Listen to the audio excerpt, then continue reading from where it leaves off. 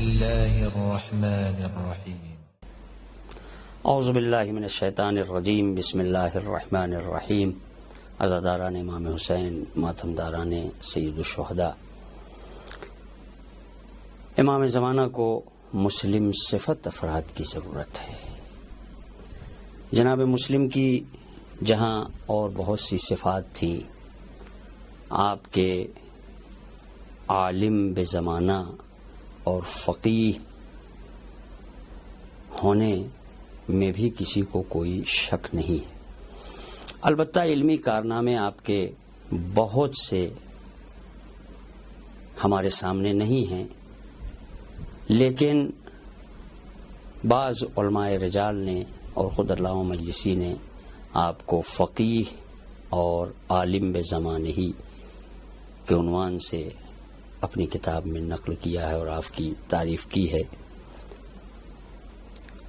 البتہ خاندان اہل بیت کا ایک طریقہ کار یہ رہا ہے کہ جب ان کے سامنے بزرگ موجود رہتے تھے تو یہ اپنی زبان نہیں کھولتے تھے.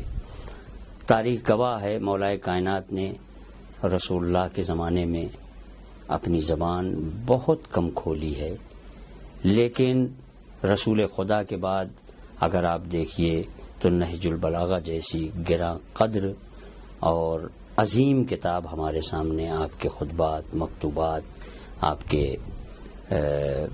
کلمات قصار ہمارے سامنے آئے ہیں.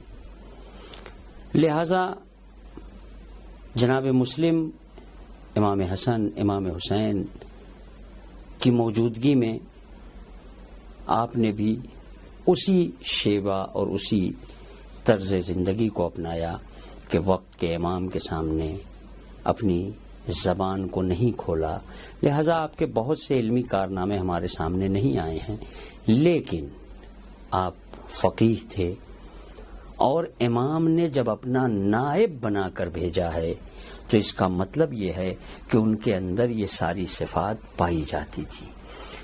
امام زمانہ کو بھی جاہل ماننے والا اور جاہل دوست اور جاہل محب نہیں چاہیے، بلکہ عالم بے زمانے ہونا چاہیے. اور امام زمانہ جب ظہور کریں گے تو جیسا کہ روایات بتاتی ہیں کہ علم اپنی ترقی کے آخری منزلوں پر ہوگا. اس کا مطلب یہ ہے کہ ہم اگر اصحاب امام حسین، اصحاب امام زمانہ میں شامل ہونا چاہتے ہیں تو ہمیں ان علوم کو حاصل کرنا پڑے گا جو اس دور میں، اس زمانے میں رائج ہوگا، تاکہ ہم اصحاب امام زمانہ میں شامل ہو سکیں. ایسا نہیں ہے کہ امام آئیں گے تو ہر چیز معجزے کے ذریعے سے، ہر چیز اعجاز کے ذریعے سے انجام دیں گے. نہیں، امام کو ضرورت ہوگی ڈاکٹرز کی، امام کو ضرورت ہوگی انجینئرز کی، امام کو ضرورت ہوگی سائنٹسٹ کی.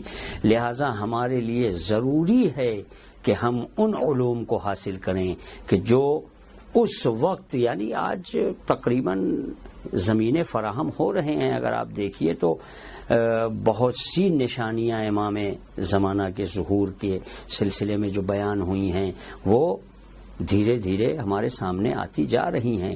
لہٰذا اور یہ بھی کسی کو نہیں معلوم ہے کہ کس وقت امام کا ظہور ہو جائے گا. لہٰذا ہر دور میں کہ جس دور میں ہم زندگی گزار رہے ہیں اس دور کے سارے علوم کو ہمیں حاصل کرنا چاہیے، تاکہ اگر امام کا ظہور ہو جائے تو ہم علم کے اعتبار سے بھی امام کے ساتھ اور امام کے معیار کے مطابق اتر سکیں. لہذا ضرورت اس بات کی ہے کہ امام کے اصحاب میں شامل ہونے کے لیے علوم دینی اور دنیاوی دونوں حاصل کیا جائے. لیکن افسوس یہ ہے کہ آج ہماری قوم علمی میدان میں سب سے پیچھے ہے.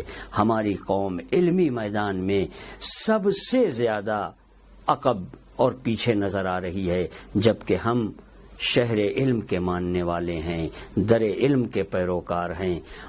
اور ائمہ طاہرین کے سلسلے میں جو ہم نے تحقیق کی ہے یا ہمارے اساتذہ نے جو ہمیں بیان کیا ہے اور بتایا ہے وہ یہ کہ ائمہ طاہرین نے انکساری اپنائی ہے، ہر میدان میں آپ منکسر مزاج رہے ہیں، لیکن میدان علم میں آپ نے کبھی بھی انکساری نہیں دکھائی بلکہ سلونی کا دعویٰ کیا ہے۔